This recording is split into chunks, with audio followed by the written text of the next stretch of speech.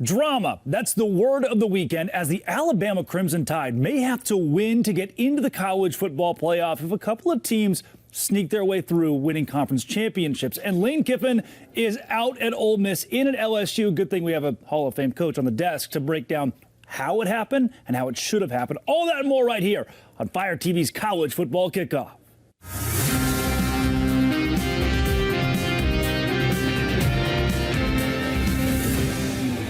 You're watching Fire TV's College Football Kickoff, presented by California Almonds, the unofficial snack of football. Shaped like a football, fuels like a champion. Join us every week as we predict who will deliver when crunch time hits. Snack good, eat almonds. I'm your host, Drake Toll from Locked On Big 12 and the Savannah Bananas organization, and we're coming in hot from the heart of college football country in Dallas, Texas. On set with me, two legends, 22-time Coach of the Year, Gary Patterson, and former Tar Heel and Dallas Cowboy, Jesse Holley. Every week throughout the season, we'll be right here breaking down the matchups, the moments, the madness with expert analysis from across the nation. Look for new episodes every Thursday on your Fire TV and Echo Show devices. This is your all-access pass to the weekend ahead in college football. Let's kick it off.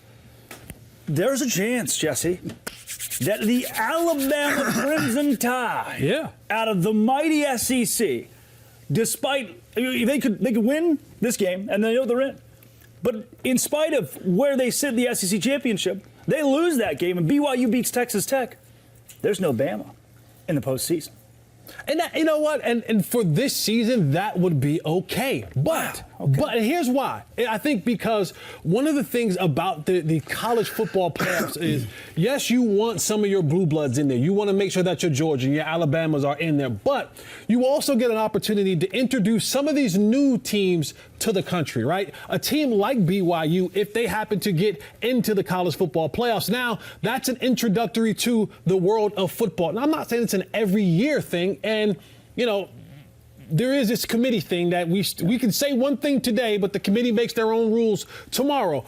But if Alabama just so happens to not be in this, okay, people of Tuscaloosa, your mighty Big Roll Tide may not be in it, but the nation gets to see other football teams on a national stage. That's not a bad thing.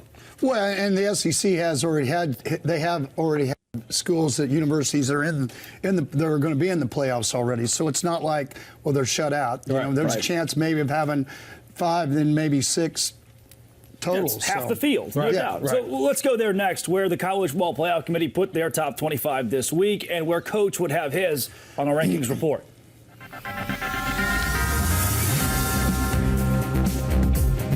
Let's start here. Take a look at the College Football Playoff bracket as it sits. Coach, I think the most fascinating piece of this is the underrated storyline of we could get to this time next week, and James Madison and North Texas are both in the college football playoff if Duke wins the ACC championship. Well, yeah, it's going to be interesting because it's an automatic qualifier as far as somebody that's 11-1 like a Virginia.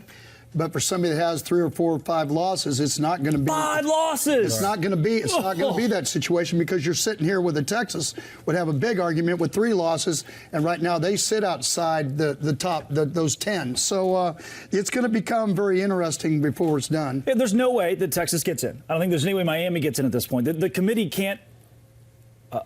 Exactly. Exactly. Wait a second. Exactly. Wait a second. Exactly. As I'm about to explain, the committee can't change things at the final hour. Yeah. Coach Patterson, has the committee ever changed things on you? We already have had this story, so they don't want to hear it again. The 3-6. I'm going to have a T-shirt made. You can make that T-shirt. I'll make a 6158 T-shirt. Yeah, I know. And that's the thing right there. When you talk about, you know, I highly doubt that they're going to put 2 G5 schools into the college football playoffs. Over Duke? What I'm saying is this is where the conversation starts coming out, where the committee starts to make its own rules up as we go along. Because let's be honest, like if you look at some of those odds would be, you're talking about an Ole Miss having to go play at James Madison or a Tulane type of school. But what's the difference if it's Ole Miss James Madison or Ole Miss Duke? I mean, if we're being honest with ourselves. Tulane did beat Duke in the regular season. Yeah. So that's, you have a head-to-head just like Notre Dame and Miami, and that's why I'm okay with one of them getting in. Yeah. But when you're adding two of those in there, I think now you start talking about the discrepancy of talent, of conference play, and that score can get out of hand. Now, like I said earlier, I don't mind introducing the country to a new team, but this is where the committee starts talking about, what's best for TV programming. TV programming doesn't want two G5 schools in there. They much rather have a team like Notre Dame or Miami, and that's where things can get a little bit wonky, and the committee can start to say things like, well, we felt this and we felt that, and moving the goalposts a little bit to get those teams in there. Let's take a look at Miami's resume, Notre Dame's resume, BYU's resume. Let's compare those three teams because BYU's not getting as much love. Is the playoff committee, to your point, saying we can't have another bloodbath in the college football playoff if we allow a Big 12 team in here? Well, and two things have happened. Number one, they left us out in 14, TCU, and so I think they felt like they needed to, even though they lost the Big 12 championship game, they needed to be able to put them in. So they got their opportunity, and then when they did beat Michigan, they got to the game, but when they got to the game, they needed to do a lot better. And I agree with you. I think that's one of the reasons why, even though he's not going to go to Penn State, that Coach Satake, if he was thinking about it, is because he's got an opportunity to be an 11-1 regular season, right? 2 times in a row, last year and this year, and he gets left out of the playoffs, and he's got to win against a really good Texas Tech team, right, this week in the championship game to get an opportunity. I mean, he has to be perfect just about to be able to get that done. And that's hard when you sit in those teams where you love the university you're at, but at the end of the day, if you really want to win a national championship, you really want to do this, and people, not that your goals are not in that place, but they don't believe because who you play on a day-to-day basis puts you in a situation that your resume, your Riz, puts you in that situation where you can do that, right? Let's get to your locks, your lurkers, your teams don't have enough Riz, whatever that means. First, let's see again that Miami resume super quickly. Miami, Notre Dame, BYU. I alluded to it. For Miami, 10-2 this year. Their key win is that Notre Dame. When you see their losses, the committee would argue those losses aren't good enough. That strength of record or strength of schedule is not good enough for Notre Dame. They also sit at 10-2. They've won 10 consecutive games. Their key wins aren't that sexy right now, but when you've won 10 straight and you have the ND on your helmet that's going to help you, then there's BYU. And again, that's why I wanted to have that conversation. They've got a road win against number 18. They've got a win against Utah. Their only loss is on the road against the number 4 team in the country. But I think the committee still has that taste of, if we let the Big 12 in, will it be another repeat of TCU and Georgia? Coach, your locks, your lurkers, not enough Riz. Well, they're the same as it was last week, except I added Oklahoma. And why I think you can put Oklahoma, you have Ohio State, Indiana, Georgia, Texas Tech, Oregon, A&M, and Oklahoma. And I added Oklahoma because they're not playing in the championship game. Right, yeah, they don't have the opportunity, just like Alabama, where you could end up with 3 losses, which is if they were sitting in the situation where they were in the game, then we could be saying, well, Alabama's the lock. They only have two losses, and Oklahoma's the team possibly could be out. Now the lurkers, it's the same, but we just talked about the resume people. BYU. They've got to win the championship game. Notre Dame, Miami. Okay, you're sitting with these 3 teams and Alabama. 4 teams are sitting there, right there between 8 and 10. That all those things are going to happen, right? And then you have your not enough Riz people, which are good football teams, right? Texas, James Madison, Vandy, Utah. I mean, go about your business. What else do you say? You can't. The problem is we only have 12 teams in the playoff. Good teams, not enough Riz. And so at the end of the day, it's kind of boiling down to you've got what you've got. And it's going to be really interesting this weekend if a couple of these things would fall different than what people think they are. Hey, today's show is brought to you by Aura Frames. Look, it is the #1 gift. Last year for Christmas, I gave my grandma an Aura frame. She loved it. It was her favorite thing. She could sit there and just bloop, bloop, new picture. Wherever I'm going, wherever I'm traveling, I live 2,000 miles away, and it didn't matter. Her Aura frame was sitting right there with all kinds of pictures of me and the family and everybody else that we love and care for, you can go right now and give the best Christmas gift possible, AURA frames. Aura isn't your average picture frame. You could preload, I should say, the frame with photos before gifting it, so when they plug it in, the memories are already there, especially grandparents. Endless photos, endless uploads of pictures, and 30-second videos to the Aura app. For a limited time, save on the perfect gift by visiting auraframes.com to get $35 off Aura's best-selling Carver matte frames, named #1 by Wirecutter. AURAframes.com, promo code COLLEGE. Use my promo code COLLEGE at checkout. Terms and conditions apply. Support this show at auraframes.com. College is your promo code, Aura Frames. Yeah, let's hop into our game of the week then and talk about the actual matchups happening on Saturday, Friday and Saturday. Alabama versus Georgia is where we'll start. It is time for our game of the week. #1, Alabama versus Georgia. Jimmy Stein, Locked On Bama. Clint Shamblin, Locked On Bulldogs. They are the experts on all things Alabama, all things Georgia. Jimmy, we'll start with you. For Alabama in this game, do you just run it back? Do you got to change anything? You've already proven once you can beat Georgia. I think there's a tendency when you win games, not to change much. And I don't know that Alabama will change much. I think a factor for Alabama is injuries on offense. There's a lot of players a little banged up. You, of course, change over the course of the season. You're not the same team at the end of September that you are, at this point in the season. I don't think you'll see Alabama change a lot just simply because of the injuries on offense are sort of racked up to the point that you're just going to do what you're comfortable with. I think Alabama would be comfortable actually playing quarters 5, 6, 7, and 8 from the first 4 quarters against Georgia earlier this year. Yeah. Let's go in terms of revenge, Clint. Now you've got a neutral site. There are going to be a ton of Bama fans, ton of Georgia fans in this game in Atlanta. But, man, it's tough to beat an elite team twice. I really like Georgia's odds here.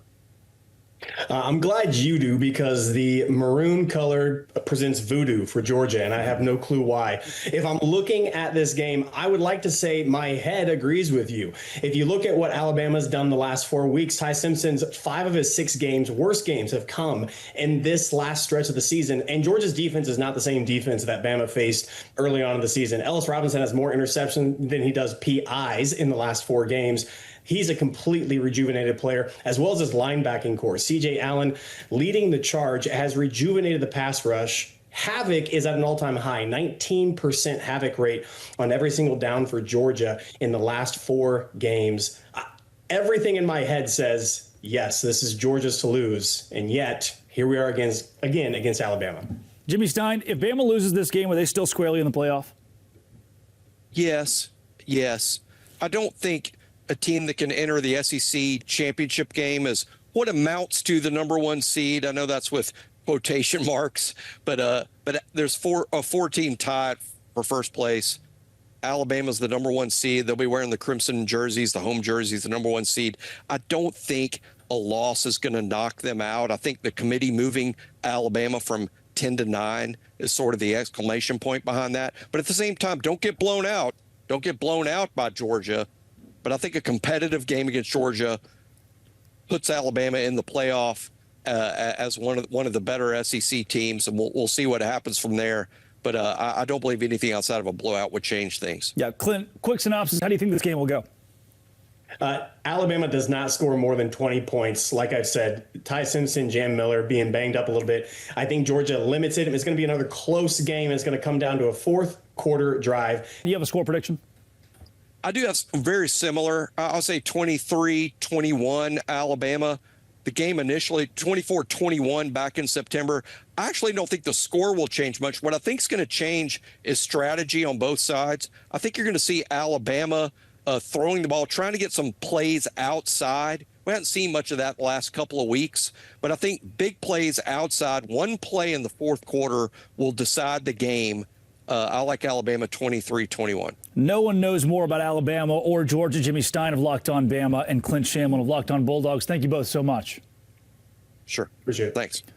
Jesse, rematch I asked Coach about rematches, talking about, if you lose the first time, going into game number 2, tough to beat an elite team twice, tough as an elite team to lose twice. But if you're on your heels, if you're Georgia, you already know you lost to this team. What's that mentality in the locker room? I think when Georgia looks at their season from where they lost at to where they're at now, I think you see a completely different team. This team was Kirby Smart's team was a very young football team. A lot of guys were playing that were freshmen and sophomores. And I think, hey, Coach, this as the season goes along, those guys begin to mature. They go on and they play these big games. And some they win and some they lose. And then when you get to that latter part of your season, those young guys, those kids who, started out a little bit shaky have now gained confidence. They understand your scheme. They understand what you want to do. And now they're able to play fast. They're not thinking about what to do. They're just going out there and having their supreme team in the country. They are physical, they are dominant, and they are playing both sides of the football really well right now. So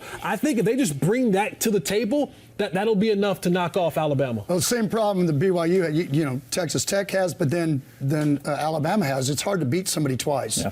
I mean, it's just hard. Just the mental psyche of understanding that you've already done it once, and then the other side of it, meaning you were the team that lost going in. And I agree with you. After watching a lot of film, I would tell you Georgia is a completely different football team on both sides of the ball and in special teams than they were 6 weeks ago. Well, that's not our only game of the week. Good thing there's a whole slate of Saturday football that decides who gets in the college football playoff. Ohio State, Indiana. We weren't treated to that in the regular season, so we get it now in the Big Ten Championship. It's game of the week, number 2.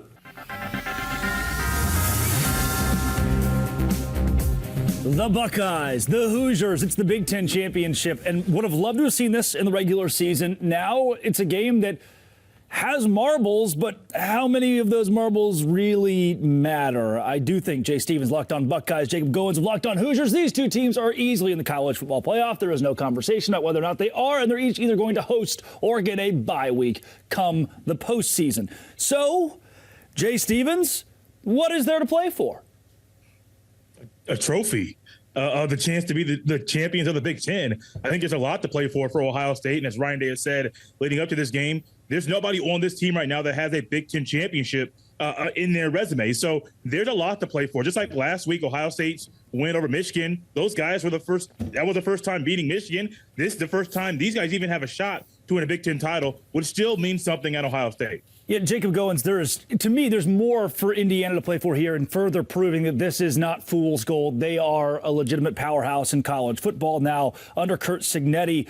Is this one of those cornerstone games you point to and say, hey, if we beat Ohio State by 10, 14 points, it just further solidifies that Indiana's here to stay? Yeah, I mean, I think a win in general, whether it's by 1, whether it's by 10 or by 50, if you win this game, you get over the hump that you couldn't get over a year ago against Ohio State, right? And now you have an opportunity to play at neutral site, not in Columbus, and get the biggest win in your program history and your first ever appearance in the Big Ten championship game. And thankfully, people respect Indiana football now, as they should, but this would take it to a whole new level. Jay, I'm looking at the national championship poster behind you, right? And the list of the years that Ohio State has won. This is one of the most prolific programs in college football history. Going up against Indiana, this is the definition of new blood in our sport. How odd is this that all of a sudden, not only is Indiana on the scene, they're kind of dominating the scene? It's very odd. It's one thing in my lifetime I never thought I would see Indiana have back-to-back 11-win seasons with one of them being undefeated. It's so rare and odd that it makes this game to some people not really mean anything in Ohio State land.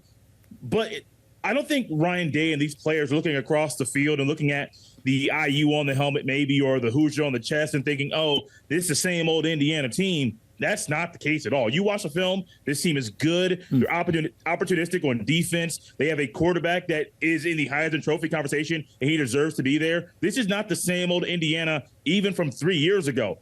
Curt Cignetti has done a phenomenal job of changing the culture in Bloomington, and Ryan Day is taking notice of everything that's going on and making sure his team is ready for battle.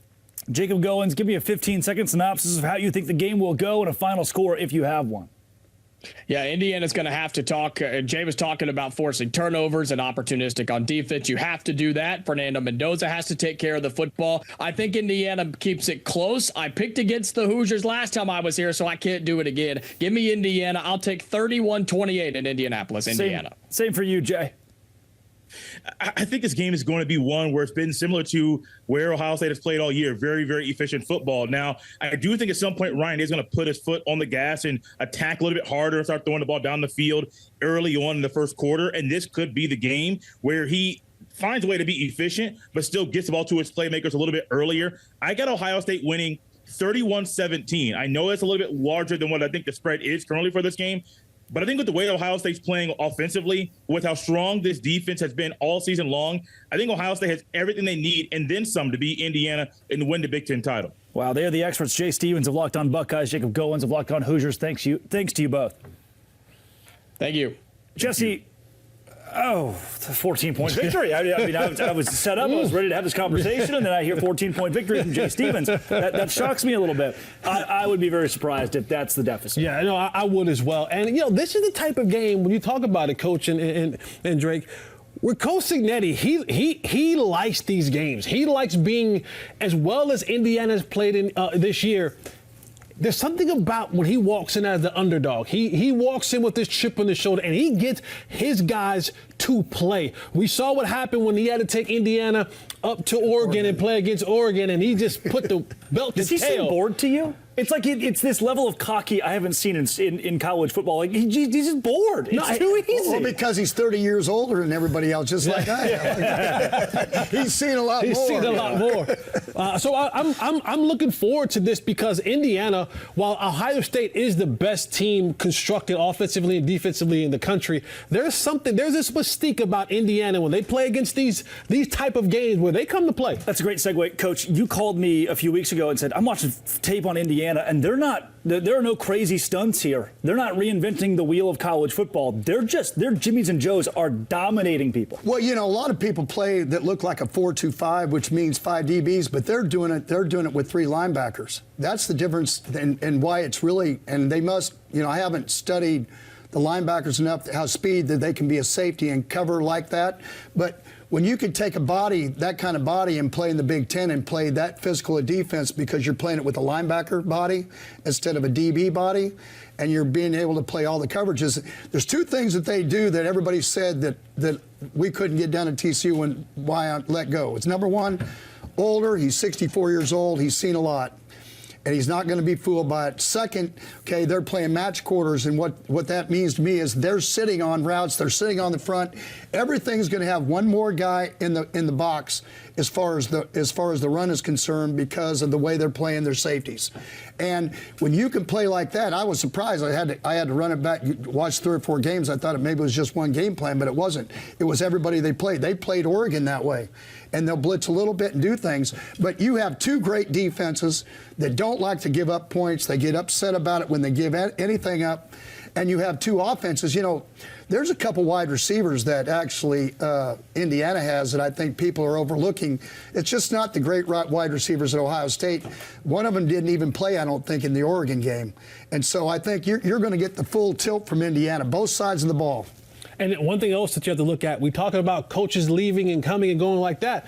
Ohio State's offensive coordinator, Brian Hartline, has taken the job at South Florida. So I don't know if he'll be in this game or where his mind will be in this, as far as putting this game plan together for Ohio State to make this run. So there's a couple things behind the scenes that people may not be talking about, Brian Hartline being one of them. How cool is it that we get to sit at a desk with Coach? I know, it's awesome, man. Man, I'm super brief. I ran into a national championship head coach probably 6 or 8 months ago. We sat down and had a conversation. It's like, hey, ask him the normal question. 3-3, why do you play 3-3?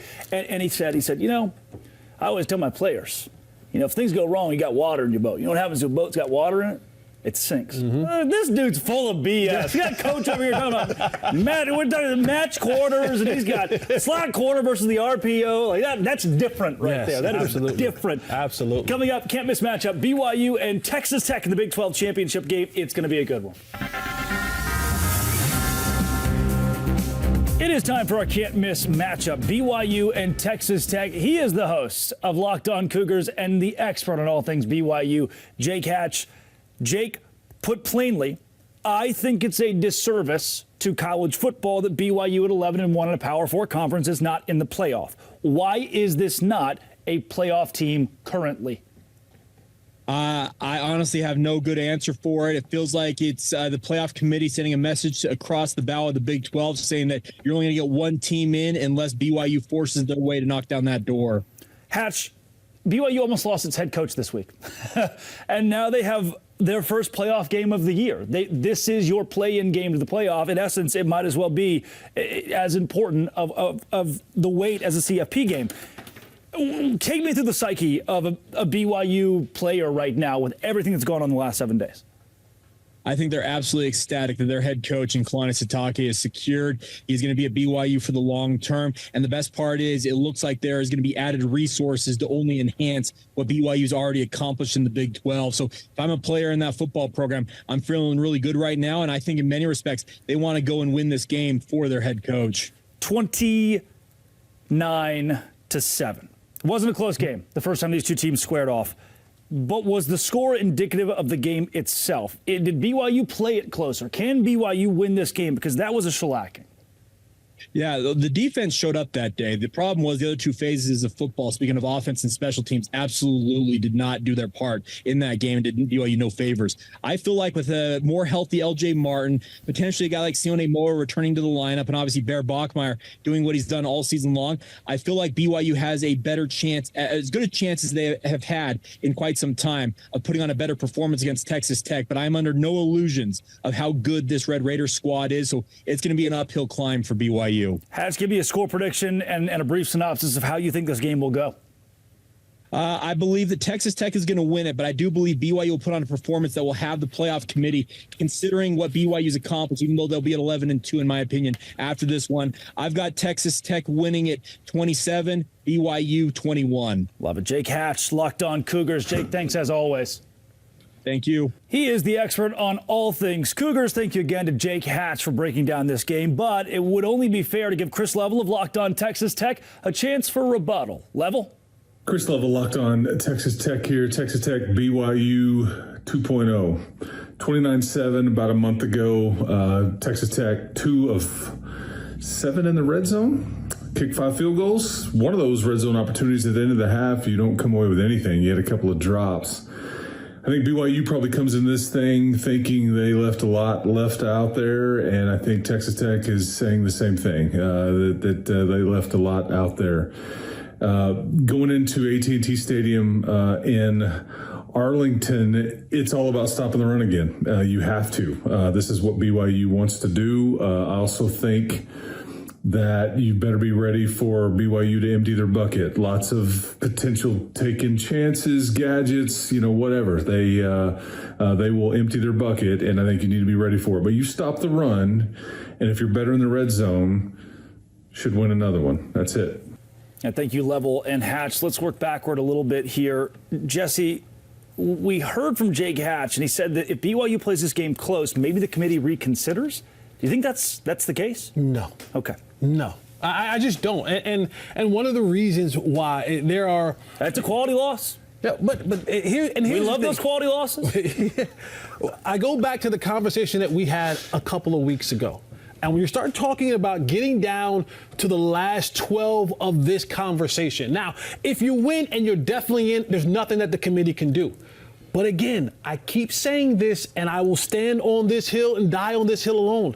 BYU is not pretty enough to get into the college football dance, surely by some other things happening. If they're not definitely invited by winning it, then any other thing else, especially when you're talking about teams like Notre Dame, the name brand teams, Miami, sitting on the outskirts waiting for these type of losses to happen to potentially move themselves up in the conversation. And that's the one thing about the committee that kind of gets me a little bit, because they can pick and choose what and how they want to do things. And this is a perfect example of that. Yeah, I think the Big 12 commissioners rooting for BYU to win to get 2 teams in. Texas Tech would still be in. Coach, you told a story to me one time about Mike Leach. You squared off against Leach. You lost 70-35 that first go-around, I think it was. And the next 2004. time...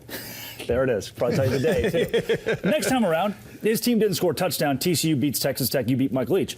In this situation, it almost feels David versus Goliath. Texas Tech was that much better than BYU. How do you flip? I know those were different seasons, but how do you flip the script when that's the taste in your mouth? Well, three things. Number one, BYU made a name for itself with LaVell Edwards. Then they became independent. And so then they lost. They brought their level back down again. They're trying to build themselves back up. Two, I liked what he said about the players playing for Sataki because he chose BYU to be there for a long time. The other thing, you're a freshman quarterback, Bear Bachman. He goes into Lubbock, Texas. If you've never been in that environment, and he's not going to be in that environment anywhere in the Big 12. Yeah. He went into that environment. You're playing against a really good defense. The game, it looked to me like when I watched the game was so much faster than it needed it to be.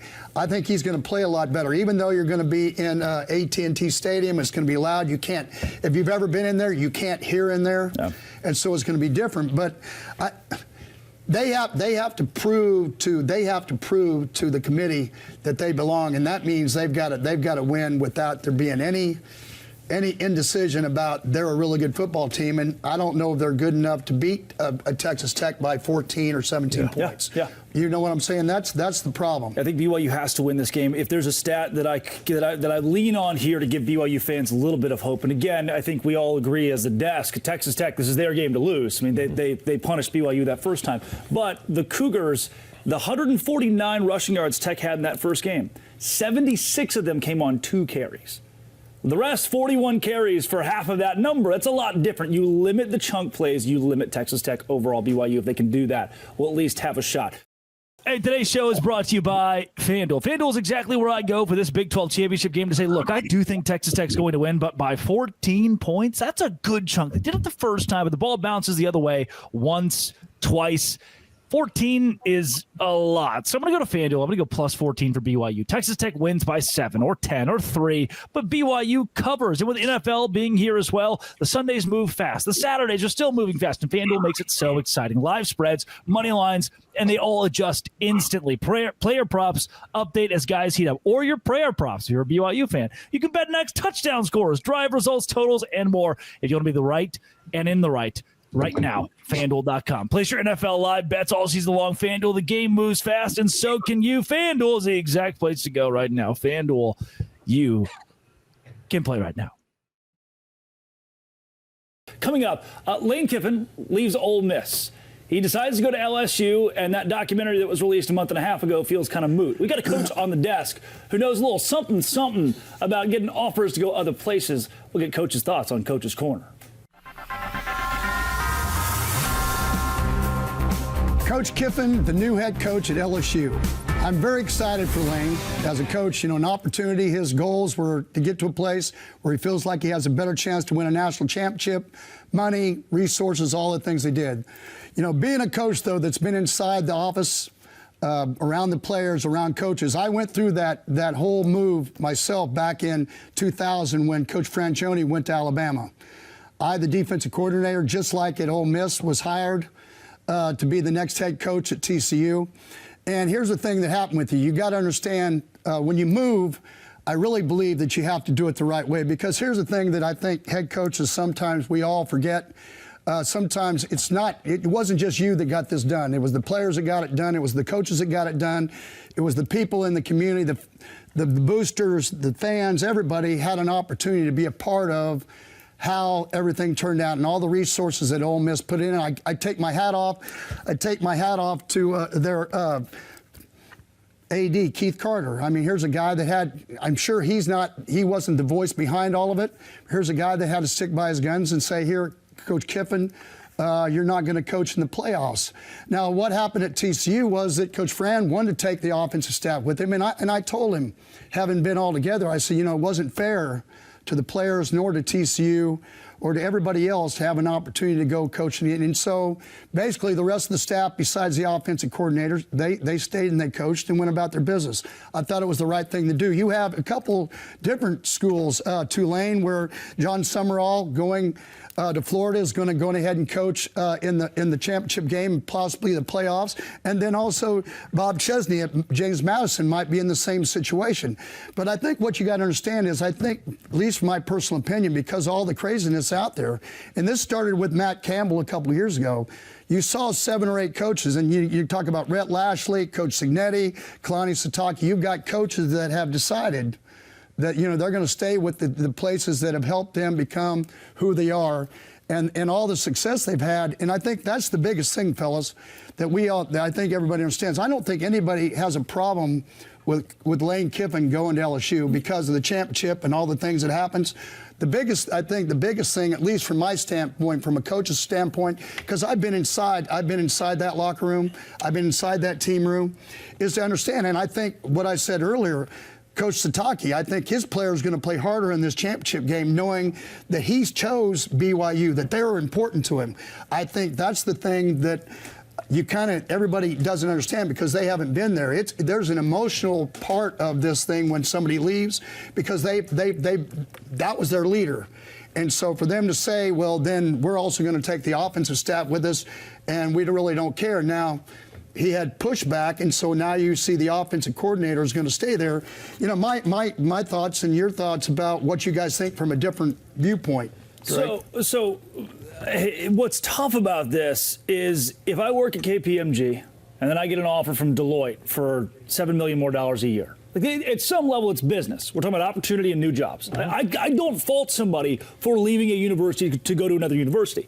Where the rub is for me, is Kiffin has spent his years at Ole Miss saying, I have been rehabilitated. I am a new man. This is the new me. and so it's just contradictory to what we've been hearing out of the Kiffin camp of, I'm changed, I do Pilates now. This is not that.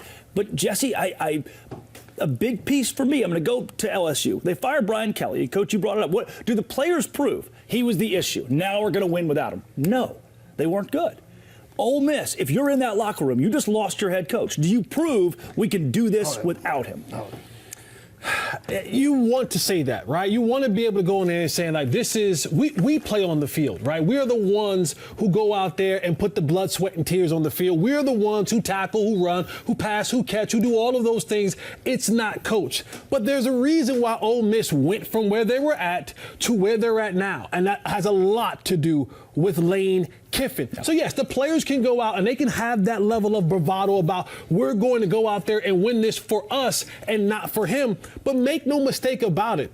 The reason you are sitting in this position is because you had a guy, you had a Geppetto that was able to put you guys in the proper place, to know how to play the right cards at the right time and get you to a place where you're being talked about now amongst the national ranks and you're in a position to win a national championship. But I would say this, he's got a guy in Charlie Weiss that's going to go back and was the coordinator. Yeah. That Lane and him have thought the same way for the last, I don't know, whether he's been there 5 or 6 years with him. And so I think just watching a couple of the things on TV as far as the press conference and then also the team meeting that Pete Golding had with the team, yeah. I think you're going to find there's a little bit of a chip on, if they didn't have a chip on their shoulder, I think you do have a chip on your shoulder now, and I do believe, Lane he has a knack for how he calls plays and what he does things, but also they have some very good chess pieces at Ole Miss. The one thing I'll say, Coach, and this is just me playing devil's advocate, right? Yeah. Me calling it from the Lane Kiffin camp. Well, let's talk about one. And you know this because you were on the sideline. You were responsible for an entire team.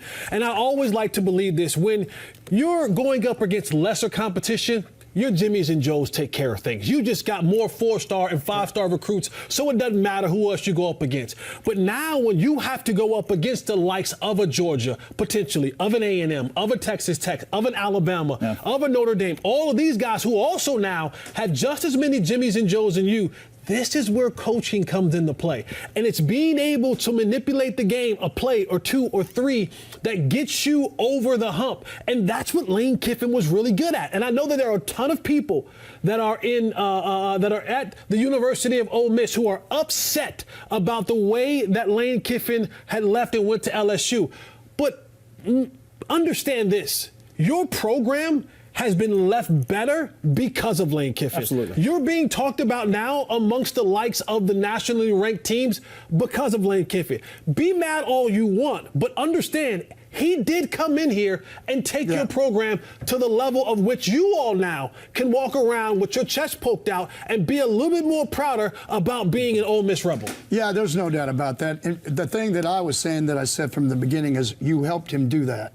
And that's the biggest thing, because every stop that he had up to that point has not ended like this. You follow me? Yeah. And so I'm excited for Lane, where he gets a chance to go. I'm excited for LSU. I'm also a guy that knows what it's like, because to be honest with it, when Coach Fran left at TCU, everybody thought that it was, he hired a guy that probably 50-50, just like Pete Golding. 50-50, don't know if he's going to be a good head coach or he's not going to be a head coach. Now he's a Hall of Famer, by the way. 22 years later, you know, 22-time, Coach of the Year, Hall of Famer. But at the end of the day, at the end of the day, now he's got to go prove it, and I think that's even more for him of understanding, okay, here's what we got to go do. My whole point is I just wanted to make sure that I took my hat off to the AD and understand that we gave Ole Miss fans, boosters, players, everything their due, because it took all of them to be who they are, along with Lane Kiffin. And I get not wanting him to be the head coach of the playoff when he's the head coach at LSU. Well, I mean, this makes some sense to me what he's doing, but I want to commend you, Coach.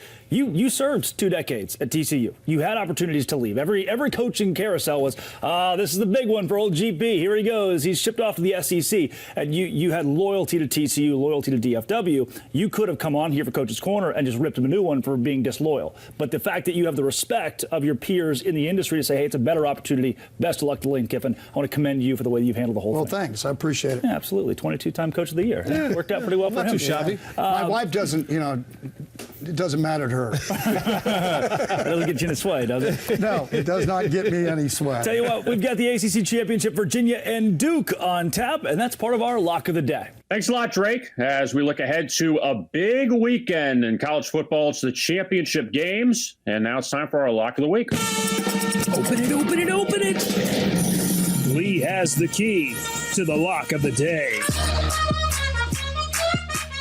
Virginia and Duke meeting up for the ACC title game in Charlotte. The Cavaliers win. They're in the college football playoff. UVA is a short favorite against Duke. Lee, what do you like here? All right. So welcome to the least important, most important college football Power 4 conference championship game. Why? Because very few people will be going to the game. Very few people will be watching this game compared to like Georgia and Alabama, and obviously number 1 ranked Ohio State, number 2 ranked Indiana. But it could affect the most teams as far as who's going to get in as the number 10 and number 11 seed in the college football playoff. Now, it is a rematch of the November 15th game where Virginia won that game 34-17, but they just absolutely dominated that game. They had a 540 to 255 yard total yard advantage. UVA quarterback Chandler Morris, who I love, leads Virginia. They're 3rd in the ACC in total offense, 438 yards per game, and scoring 33.7 points per game. He extends plays here with his legs and his passes down the field. Duke's defense, they're the biggest weakness here in this game, giving up 33.3 points per game. Duke can only win shootouts here. I like Virginia to win a game here. I think they win this game something like 35-13 here. This is going to be my lock of the week here. Virginia over Duke in the ACC championship game. And for more daily picks, subscribe to Locked On Bets. Back to the college football kickoff studio. We'll talk to you again. Thanks, Drake. Thanks, Kevin. Thanks, Lee. Super excited for the massive game. A lot of pomp and circumstance. You guys love that ACC championship. Coming up, let's predict our crunch time teams, players. Who's going to come in clutch on conference championship weekend?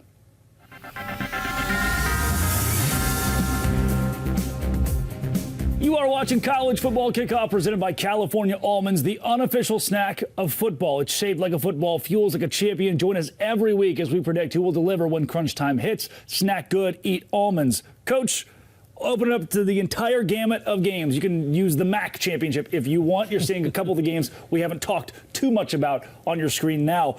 Your crunch time selection in college football this weekend. Well, Duke and Virginia, I would just tell you this. The bottom line to it is, I think Jesse will have a better handle of all that. I would tell you that North Texas and Tulane, both of them have a lot to gain. Both coaches left. I'm going to go with Tulane just for the simple reason that it comes down to defense. I think both of them have offenses. I think the more physical team is going to end up winning that ball game. Coach is calling an upset in the American Championship game. Jesse, who is your crunch time team player? Yeah, for me, it's going to be, of course, ACC guys. So you look at the Virginia-Duke ACC Championship game, and I can tell you right now, the committee does not want Duke to win this football game. I'm not saying that the committee does this, but the committee's probably on the phone with a couple guys that Lee Sterling, yeah. He know that Lee Sterling knows and said, hey, talk to some of these referees so that we make sure, because if Duke wins this, it takes this thing and turns it on its head. But in that particular game, you're looking at and you heard Lee talk about it, Chandler Morrison, like the quarterback from UVA. He has to step up big for them and just do what he's done for them all year long. And so he'll be my crunch time player for this game. And I do think that Virginia wins this football game. I think BYU shows a lot of fight. I'm going to go my crunch time. In crunch time, BYU is going to show a lot of fight against Texas Tech. I think they have an opportunity if the ball bounces. And there's always that big if the ball bounces the right way. But genuinely, their 3 turnovers were uncharacteristic that first game. They forced 5 field goals for Texas Tech. Chris Level mentioned that. I believe that in crunch time, BYU can deliver now that Bear Bachmeier has seen it. I know we just talked a little bit about that ACC championship with Lee and the lock of the day, and then a bit on how Virginia can win big. Kenton Gibbs of Locked On ACC thinks that outside of that game, there are 2 clear playoff teams from his conference. So the question at hand is, should UVA be in the playoffs? And the answer is a very resounding yes. I don't think that there is any other Power 4 school that is a 10-win school. Only losses coming to teams that have 7 or more wins, also Power 4 teams. And we would sit up here and say, are they a team that is worthy to be in the playoff? This is very, very, very simple. You cannot just say, well, who do teams beat? And that be the end-all, be-all of the conversation for this reason. When you look at how teams' rankings are deciphered, it is oftentimes based on preseason rankings and things along those lines, which are naturally skewed towards or away from certain conferences. But when you talk about lining it up, put the football down, who has done what, it is very clear that UVA has been one of the best teams in America all year. People make the argument of, well, they're squeaking by and they're not dominating. Last time I checked, the point of football is to be 1 point better than your opponent, okay? And with that being said, UVA has gone out there 12 times this year and has done so 10. Obviously, if they win the ACC championship, they're in, but even if they don't, if the committee wants to be consistent with, we will not penalize you for losing a conference championship game, they shouldn't. They should not drop UVA in any type of way. And honestly, if I'm Jim Phillips, I'm beating on the table for Miami to get in as well, because both teams have earned the right to be in. And even beyond anything that you would say about, well, what is their record or who have they beat or anything like that, the reality is they have head-to-head matchups against teams, they have common opponents against teams that are also going to be playoff teams, and they have beaten teams that are going to be in the playoff that are a lock for sure. So again, and by the way, those teams have a identical record to them coming into the playoff. So again, I don't want to hear about, well, Vegas would have this game out of such and so. Well, we all know that such and so would do such and such, because we all knew that TCU would get destroyed by Michigan. How'd that work out? We all knew that Boise State stood no chance against Oklahoma. How'd that work out? We all know, and everybody knows all of these things before that ball is put down and before it's kicked off. And yet and still, we play the games. And when it came to playing the games this year, Virginia was one of the best at it. I don't know if we're getting Virginia in the playoff. And look, it's a good sales pitch, but I don't think we're getting Virginia in the playoff. We have talked a bit about that one. I think Chandler Morris could be the X factor. Virginia wins that game. Tulane, North Texas. Coach, you mentioned the defense. Troy and James Madison. I mean, of the 4 teams I just mentioned, 3 of them are losing their head coaches to the Power 4. But I want to go back to a little bit of where we started the show. Jesse, if Duke wins the ACC championship game, they're outside the top 25. Correct. James Madison's ranked. Tulane's ranked. Texas is ranked. It's the top 5 highest ranked conference champions. There's still a way that we could see JMU and UNT sneak in. And I just don't think it's that different than Duke. Yeah, I think that's a long shot. I just think when you look at it, if if Duke happens to win this thing, I think now you start having the conversation of one of these teams making it in, and then now the committee starts moving the goalposts a little bit, and now that's where the Notre Dame's come into play. Your Miami's come into play, because here's the thing. Could you do that? Could you put Miami in over Duke? 100% you can. Wow. And here's why. Because if we're talking about the college football, playoffs, and people and the committee wanting people to still respect it, there's absolutely no way that you can have a Power 4 conference like the ACC not have a team get inside of it. Oof. And so if you're going to the college football playoffs, they're going to find a way to at least get one ACC football team in there. Yeah. So I understand the automatic bid. Okay, but everybody you just talked about, though, besides Miami, is ranked all the way down. Yeah, There's a lot of teams in between 12 and 13 of 12, Texas, Vandy, and everybody else. Yeah. So if you go back to why did we go to a committee? We went to a committee so they could watch film and say, okay, we want to put the X amount. First it was 4, now it's 12. But 2 of them, you got X amount of automatic qualifiers from their leagues, right? Their conferences.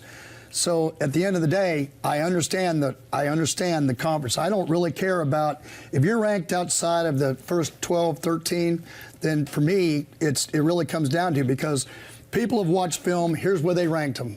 Hopefully they didn't rank them there because what their record was. They ranked them there because here's where they felt like they fit as a football team. That, as a coach, that's what I'd do. If I watched, I'd go back and watch these guys. I'd watch last 5 or 6 games, see how they're doing, just like I would Georgia. Yeah. Georgia's improved. They're a beast now. You're saying, do you really think that those teams can match up? Because at the end of the day, college football fans want to see. They want to see the top 12. They want to see the 12 teams in the playoff, and we go about our business. It still comes down to how do we put the best 12 teams as we possibly can and have criteria in the ball game? And the conference title thing, I agree with it. And you have to give a little bit of notice, whether you like it or not. It's hard to be 11-1. Well, the day that Duke beats Ohio State here in 3 weeks will be foot in our mouth, I guess. And I agree. That's why I said again, I keep hearing records. Right? I keep hearing records. But for me, I want to turn on the film, and I'm going to watch it back to back, and I'm going to say, do they have a chance? Yeah. Which would work, but the committee's made up of Congress people and athletic directors who barely watch the sport anyway. I mean, we're asking people who don't know ball to try to know ball, and they can't do that. Hey, being a coach that, never know if I might get back into it. Take away that athletic director comedy just did. The views of Drake Toll. Drake Toll. The views of Drake Toll just said that Gary Patterson did not say that. Does not reflect the thoughts and the likes of Gary Patterson. Every time someone gets fired, I text the coach. This is the one. He's coming back. That's a wrap this week on College Football Kickoff. Next time, we will see you in the playoffs. The playoff picture will be complete. We'll have the actual matchups to break down.